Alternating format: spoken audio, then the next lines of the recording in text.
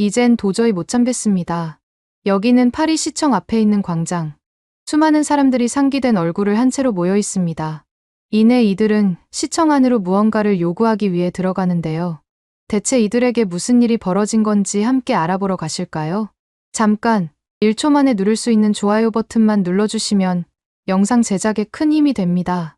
안녕하세요. 저는 프랑스에서 20년 동안 숙박업을 운영해온 밀라라고 합니다.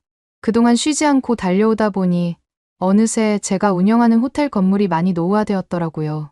게다가 파리에서 100년 만에 올림픽이 열리면서 관광객들이 엄청나게 오지 않을까 예상이 되어 저희는 올림픽을 구경하러 전 세계에서 몰리는 관광객들을 맞이하기 위해 호텔을 전체적으로 크게 리모델링하기로 마음먹었답니다.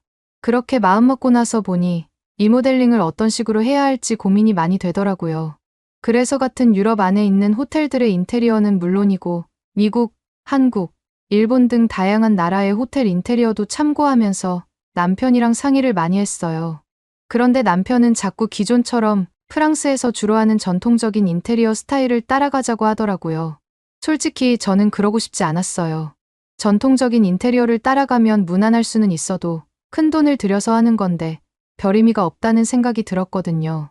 게다가 20년 만에 하는 대대적인 리모델링인 만큼 새로운 변화를 주고 싶더라고요. 특히 제가 여러 나라의 호텔 인테리어를 살펴보다가 유독 눈에 띄는 나라의 인테리어가 있었어요. 바로 최근 한국 호텔들의 인테리어였죠. 사람들은 보통 한국 하면 특유의 전통 문양이나 나무 소재를 이용한 한옥 같은 이미지를 떠올리잖아요. 그런데 제가 검색을 해보니까 한국에서도 그런 전통적인 스타일은 일부에 불과하더라고요. 오히려 요즘에 새로 지어지는 한국 호텔들은 주로 미니멀리즘을 추구하면서 깔끔하고 정돈된 느낌을 주는 인테리어를 하고 있었어요. 그걸 보자마자 저는 이거다 싶었답니다. 왜냐하면 리모델링을 한번 하게 되면 또 언제 하게 될지 모르기 때문에 다른 호텔들처럼 당장 유행을 따르거나 너무 평범하게 하기보다는 오래도록 질리지 않는 스타일로 리모델링을 하고 싶었거든요. 그래서 한국식 인테리어가 어떤 건지 남편한테 말해봤죠. 그랬더니 남편이 처음에는 그냥 무난하게 하지 왜 굳이 머나먼 한국에서나 통하는 인테리어를 도전하려고 하는 거냐면서 반대하더라고요.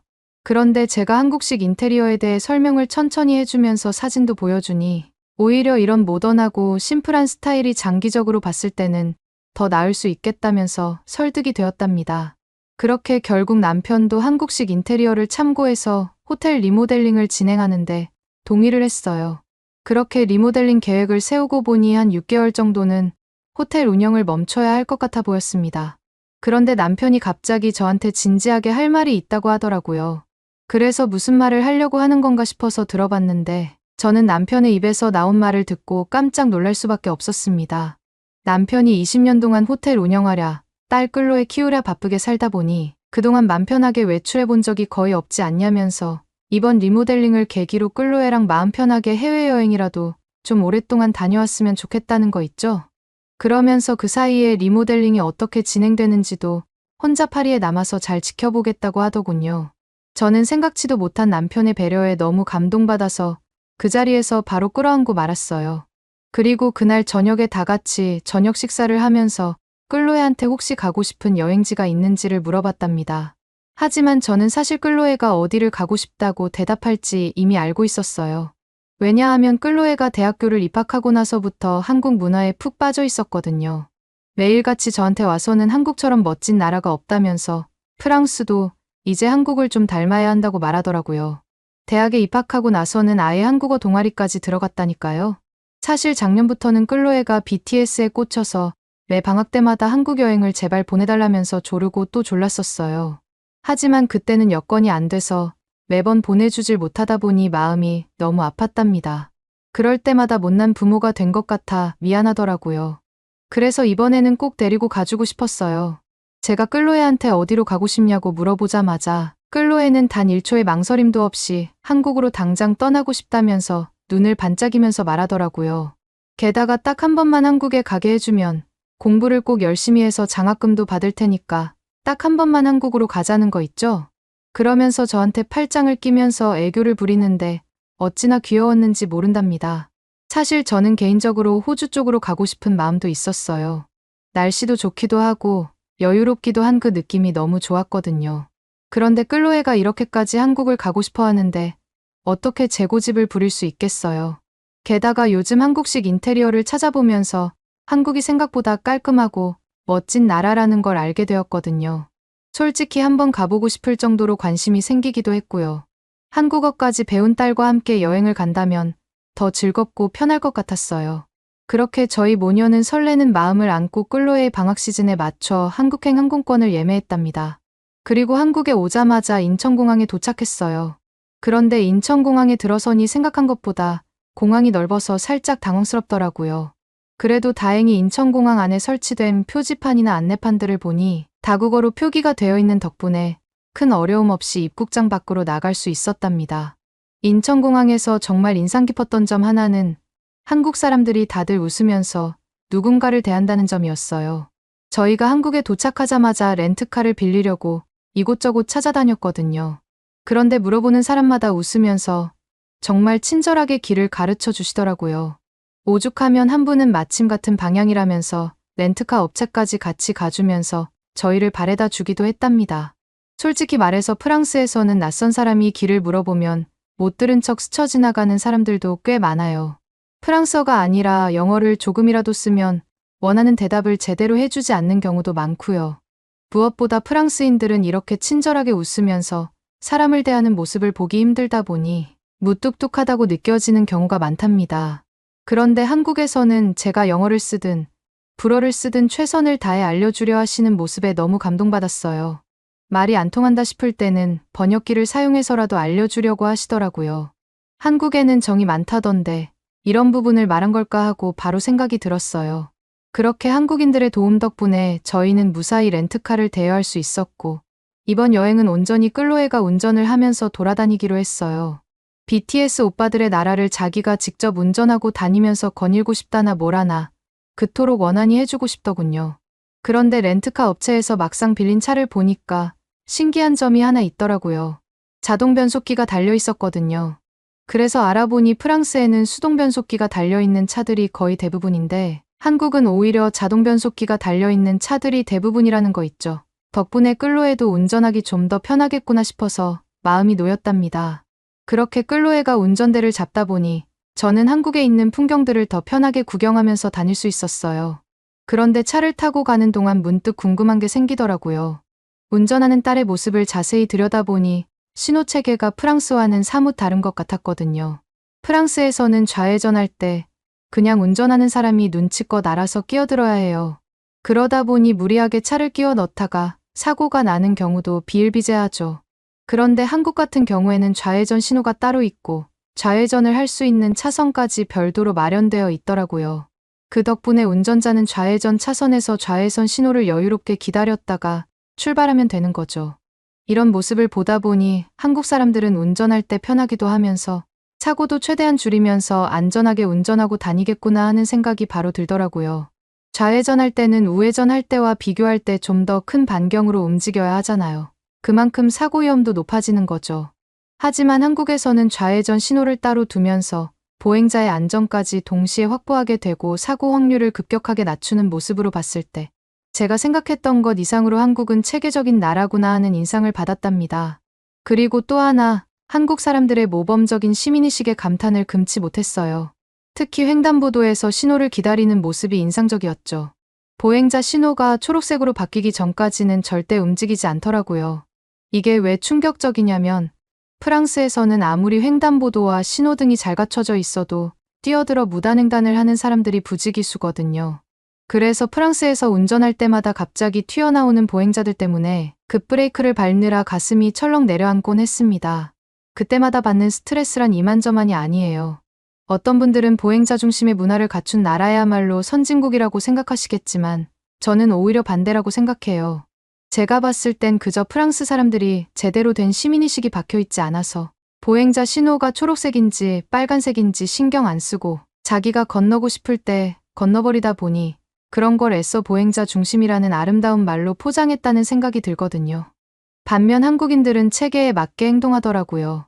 이게 별것 아닌 것 같지만 빨간불에 서고 초록불에 가는 그 작은 규칙 하나하나가 모여서 안전을 만든다고 생각하거든요. 이런 건 단순히 교육만으로 습득되는 게 아닐 텐데 어떻게 이렇게 질서정연한 시민정신을 가질 수 있는 건지 참 궁금했어요. 그리고 제발 프랑스 사람들도 좀 본받았으면 좋겠다는 생각이 절로 들었답니다. 그리고 또 하나 인상 깊었던 건 도로 환경이었어요. 운전하면서 느낀 건데 프랑스와 달리 한국의 도로는 울퉁불퉁한 돌바닥이 아니었습니다.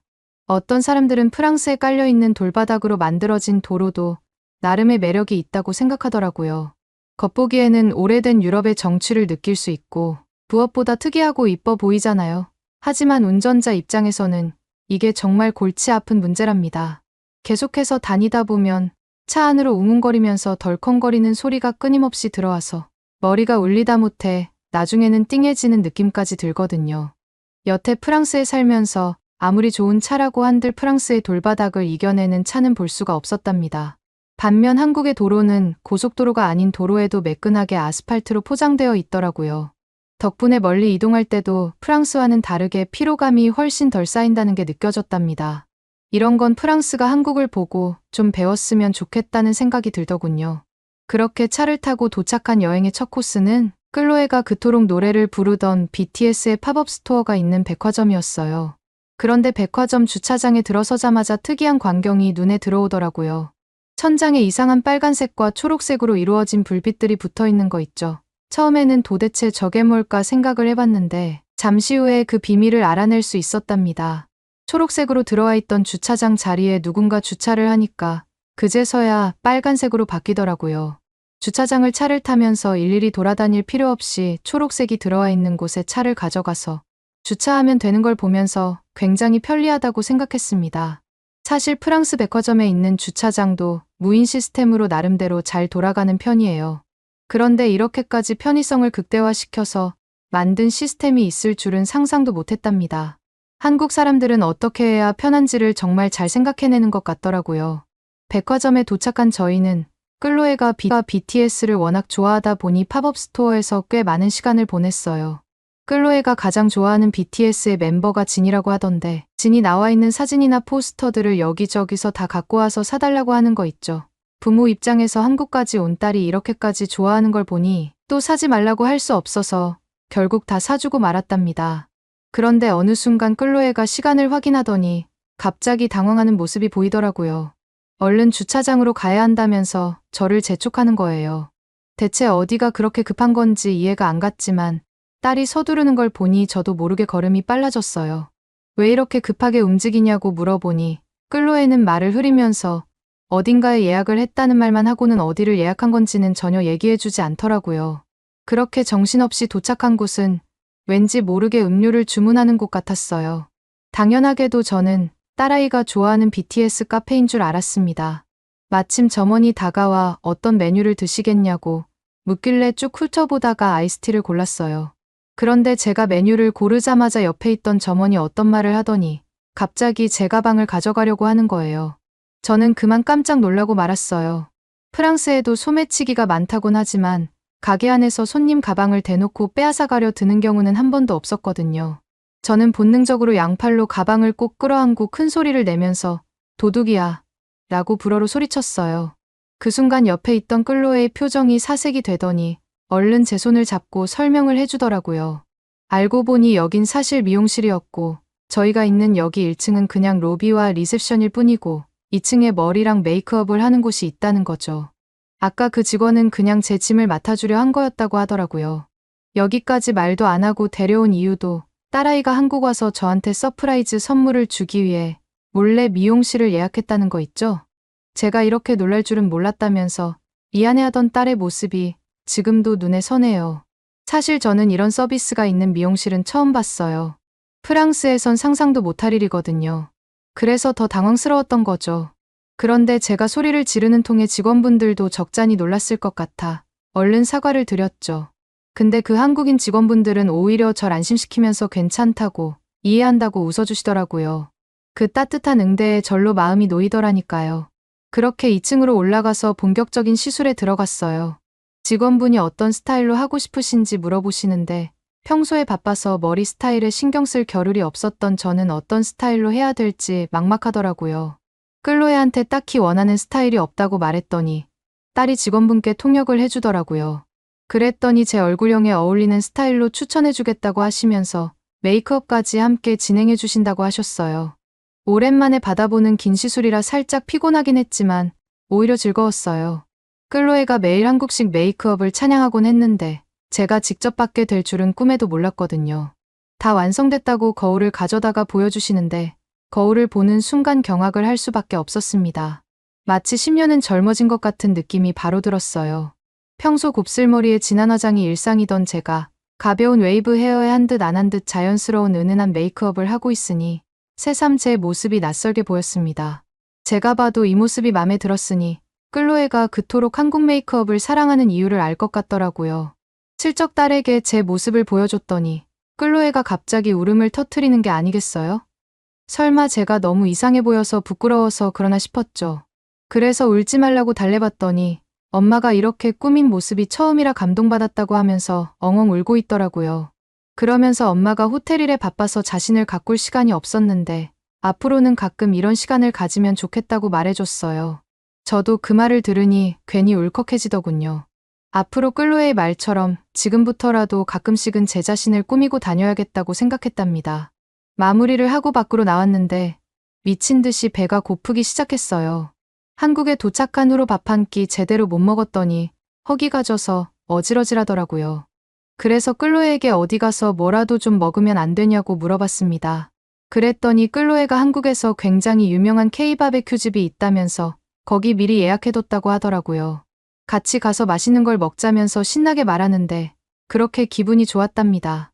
사실 K-뷰티, K-드라마, K-팝 등 K가 들어간 단어가 너무 많아서 헷갈리기도 했지만 딸이 맛있는 곳에 예약했다니 별 걱정 없이 클로에를 따라갔죠. 클로에가 설명해 주길 여기서 구운 돼지고기를 파는데 프랑스에서 굽는 것과 다르게 숯불에서 구워서 맛이 굉장히 좋다고 했어요. 심지어 프랑스 내 사람들 사이에서도 소문난 곳이라는 거 있죠?